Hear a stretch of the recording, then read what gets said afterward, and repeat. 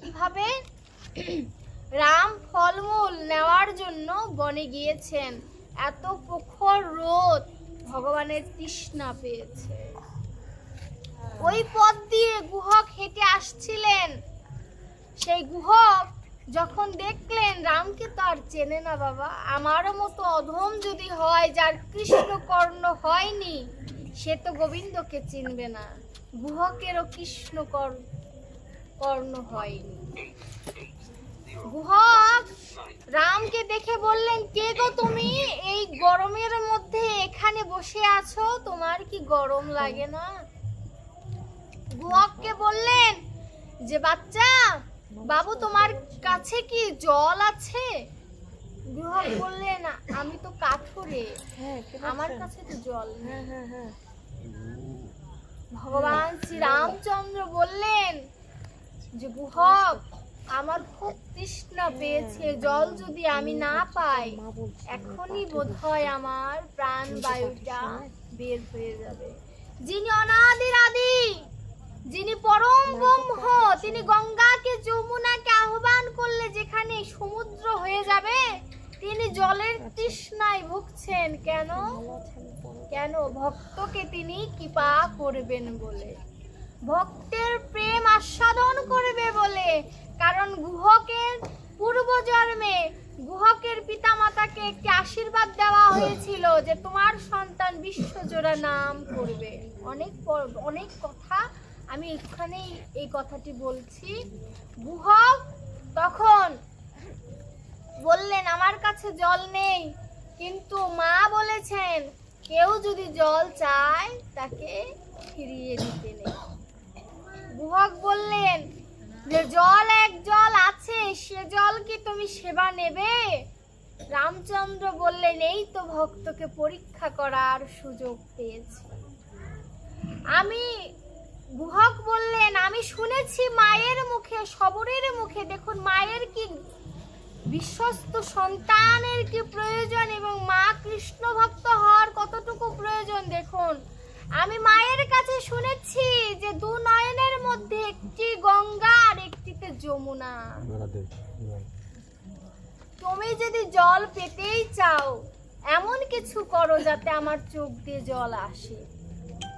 দেখুন, ভগবানকে বলছে তুমি এমন কিছু করো যাতে আমার চোখ দিয়ে জল আসে। ভগবান তো বললো বিপদে পড়েছি, ভক্তকে পরীক্ষা করতে যে আমি তো নিজেই বিপদে পড়ে গেলাম, এখন আমি কাঁদাবো কি করে এইটুকু ছেলে। গুহককে বলল যে, গুহক, তুমি কাকে বেশি ভালোবাসো? গুহক নির্দ্বিধায় বললেন, আমার মাকে, আমার জনম দুঃখিনী মাকে। গুহককে বললেন, যদি শোনো এই মুহূর্তে তোমার মা প্রাণ ত্যাগ করেছে, তুমি কি করবে? গুহক বলল যে, আমি স্বয়ং গোবিন্দের কাছ থেকে আমার মাকে ফিরিয়ে আনবো। কোন কারণে আমার মাকে তিনি নিয়ে গেল? গুহকের কথা শুনে রাম স্পন্দিত হয়ে গেছে। কি বলে? কেন? বলে, আমি শুনেছি যে গোবিন্দের নাম করে আমার মা। কোন এক রাম আছে, তার জন্য আমার মা প্রতিদিন মালা গাঁথে, প্রতিদিন তার জন্য আসন তৈরি করে। সেই রামকে সেবা না দিয়ে আমার মার মৃত্যু হতে পারে না। বললো, গুহককে জিজ্ঞেস করলো, মনে করো না প্রাণটা চলে গেছে, তুমি কি করবে? একটি সন্তান যদি মাকে ভালোবাসে, তাকে যদি বারে বারে বলা হয়, মনে করো না যে তোমার মার প্রাণটা বের হয়ে, তুমি কি করবে? গুহক কত বড় কৃষ্ণ ভক্ত, তিনি রামকে বলছে যে আমি অনাদির আদিকে, সেই পরম ব্রহ্মের কাছে প্রার্থনা করব যে, হে প্রাণবন্ধু, তুমি আমার মাকে নিয়ে গেছো, তাতে কোনো দোষ নেই। আমার মাকেও তুমি অল্প বয়সে মা বাবা হারা করেছো। 5 বছর বয়সে সবরই তার মা বাবাকে হারিয়েছে। তা আমি আমার মাকে হারাবো, আমার তাতে দুঃখ নাই, কিন্তু আমার মা যে রামের রূপের বর্ণনা করে, সেই রাম আমার গৃহে যেদিন সেবা নেবে, সেদিন আমার মাকে তুমি নিয়ে যেও। এই বলে গুহক যখন কাঁদছে যে আমার মা ছাড়া আমার বান্ধব কেউ নাই,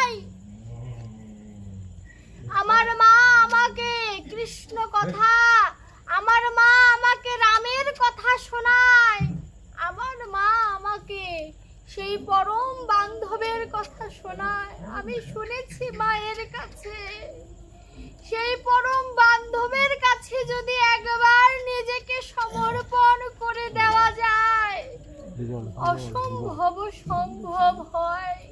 তুমি কে আমি জানি না, কিন্তু আমাকে কাঁদানোর জন্য তুমি এমন কোনো কথা বলো না যাতে আমার মার ভক্তি নষ্ট হয়ে যায়, আমার মায়ের প্রতি আমার বিশ্বাস নষ্ট হয়ে যায়। এই বলে আমাকে কাঁদিও না। গুহক কাঁদছে। যখনই কেঁদেছে বাবা, তখনই সেই জল ভগবান হাত পেতে গ্রহণ করেছে। সেবা তো মুখ্য বিষয় নয়, সেই চোখের জলকে দু হাত ভরে দেখছে আর বলছে, এ তো আমার জল দেখছি না, এ যেন কোটি কোটি টাকার চেয়েও দামি মুক্তার মতো ঝলমল করছে। সেই চোখের জল গোবিন্দ তার অঙ্গে মাখছে আর বলছে, আমি ভগবান হয়ে কি করলাম? এই মাতৃ ভক্তিটা আমার ভিতরে জাগলো না। এত মায়ের প্রতি যার বিশ্বাস, এর মাকে আমার তো জানতে হবে। ভগবান কি জানে না যে তার মাকে? কিন্তু ভগবানের ভগবত্ব যদি প্রকাশ পায়, তাহলে তো রামলীলা হবে না। তখন কি করলেন? গুহক সেদিন বিদায় দিলেন, শ্রীরামকে বিদায় দিলেন। কিন্তু মা ভক্ত ছেলে মায়ের কাছে এসে বলল যে, জানো মা, তুমি যে রূপের বর্ণনা আমায় দিতে, সেই রূপের বর্ণনার কিছুটা মিল খুঁজে পেয়েছি আমি একজনের মধ্যে। তিনি ফল আহরণ করতে বনে এসেছিলেন। বিস্তারিত যখন গুহক বলল, ভক্ত বাবা বুঝতে বাকি থাকে না যদি ভগবান তার গৃহে আসে, বুঝতে বাকি থাকে না। কারণ ভক্ত তো তার ভিতরে দিব্য নয়ন থাকে, তিনি দর্শন করতে জানে যে কে গোবিন্দ কে ভক্ত, তিনি সকল কিছু জানে। সবরই বললেন, বাবা ওই লোকটাকে ছলনা করে আমার ঘরে একটু আনতে পারবি? গুহক বলল যে ঠিক আছে, কিছু মিথ্যা কথা বলতে হবে। সে কারোর গৃহে আসে না, গৃহে সেবা নেয় না। অনেকে বলে যে সবরীর হাতে কুল খেয়েছিল, কিন্তু রাম যখন বনবাসে যায় তখন কিন্তু রামকে শর্ত দিয়েছিল, কারোর ঘরে থাকতে পারবে না, কারোর দেওয়া কিছু সেবা করতে পারবে না। আমি জানি না এই কথাটি কতটুকু সত্য, কারণ যে লিখেছে সে তার ভাব নয়, উপস্থিত তো কেউ দেখেনি, হয়তো হয়েছিল।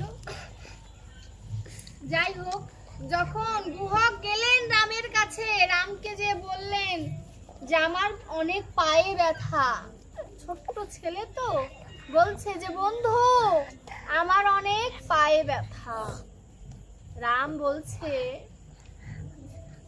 যে ঠিক আছে, তোমাকে আমি কাঁধে নেব, তুমি আসো। গুহক কি করলেন? একটি গাছের উপরে উঠলেন। রাম ভাবছে যে এটা আমার সাথে ছলনা করছে, হাসছে আর বলছে, আমি ভক্তের সাথে ছলনা করি আর ভক্ত কিনা আমার সাথে ছলনা করছে। তিনি কি করলেন? ভক্তকে কাঁধে নিলেন।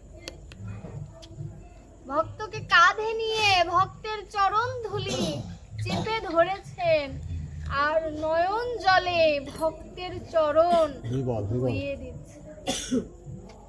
গুহক বলছে যে বন্ধু আমায় নামিয়ে দাও, তুমি কাঁদছো, তোমার বড় কষ্ট হচ্ছে না, আমাকে নামিয়ে দাও। রাম বলল যে কষ্ট হচ্ছে, কি কষ্ট জানিস? এই ভক্তের চরণে এত বধূ, এই ভক্তের চরণ যদি আমি প্রতিটি মুহূর্তে যদি হৃদয় মাঝে আগলে ধরে রাখতে পারতাম, তবে আমার ভগবত্ব লাভ করা সার্থক হতো। আমরা কি বলি? ভক্তের ভক্ত ভাব ভিতরে যখন আসে, যখন গোবিন্দ কৃপা করে। আর এখানে ভগবান বলছে যে আমার ভগবত্ব তখনই সার্থক হতো যদি প্রতি মুহূর্তে আমি ভক্তের চরণ ধরে কাঁদতে পারতাম।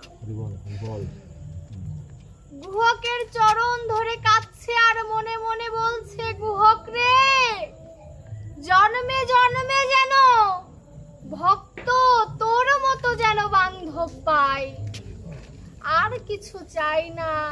ভগবানের কাছে ভক্ত প্রার্থনা করে, ভগবান তোমায় যেন আমি পাই। আর এই গুহক নীলায় ভগবান বলছে, আহারে ভক্ত, জন্মে জন্মে যেন তোর মতো বান্ধব আমি পাই, তোর মতো বান্ধব যেন জন্মে জন্মে পাই। ভক্ত ভগবানের মধুর মিলন যে দর্শন করতে জানে ভাব নয়নে, তার জীবন সার্থকতা। শবরীর গৃহে যখন গেল গুহক, গুহককে তখন শবরী সেবা যত্ন করলেন এবং গুহককে বললেন যে গুহকের মতো সন্তান পেয়ে শবরী তুমি ধন্য। তুমি কেন আমায় চাও? ভগবানকে তুমি কেন চাও?